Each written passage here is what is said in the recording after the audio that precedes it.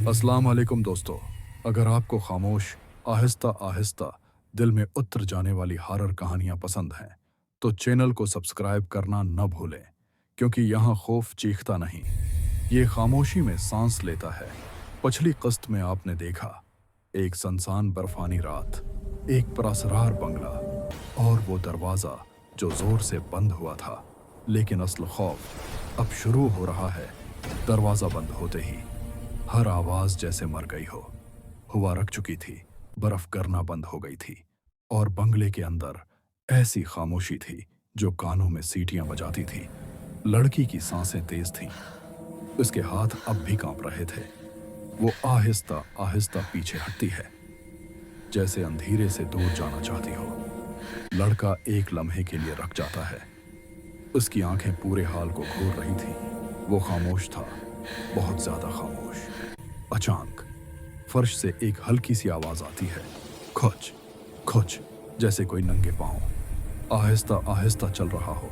लड़की की नजरें नीचे जाती हैं, फर्श पर वही पुराने कदमों के निशान, लेकिन अब वो हरकत में थे। हर निशान ताजा होता जा रहा था। और फिर एक कतरा, टुप, खून। लड़की की चीख हलक में ही दम तोड़ देती है। वो बोल नहीं पाती, सिर्फ लड़के की बाजों को मजबूती से पकड़ लेती है। लड़का पहली बार आहिस्ता से बोलता है, हम अकेले नहीं हैं। इसी लम्हे बंगले की सीढ़ियों से आवाज आती है, ठिक ठिक ठिक, जैसे कोई ऊपर से नीचे उतर रहा हो। सीढ़ियों के आखिर में एक साया नमोदार होता है, लंबा, बेडूब और गैर फितरी।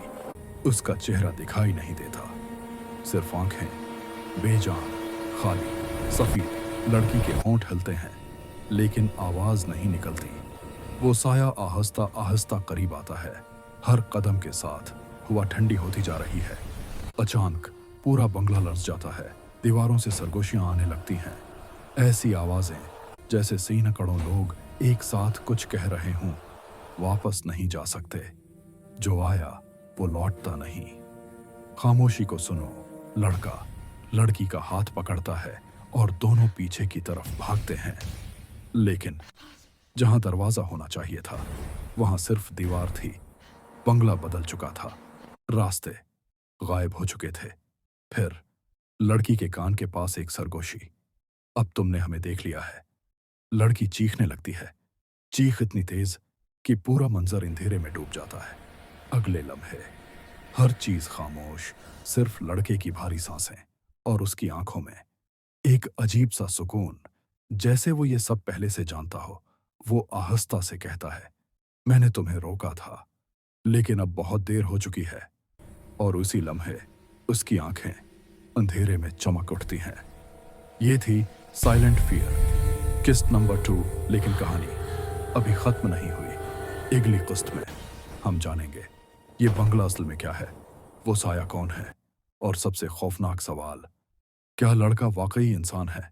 अगर आप अगली किस्त मिस नहीं करना चाहते तो अभी चैनल को सब्सक्राइब करें और बेल आइकन दबाएं, क्योंकि अगली बार खौफ सिर्फ बाहर नहीं होगा, वो आपके अंदर होगा।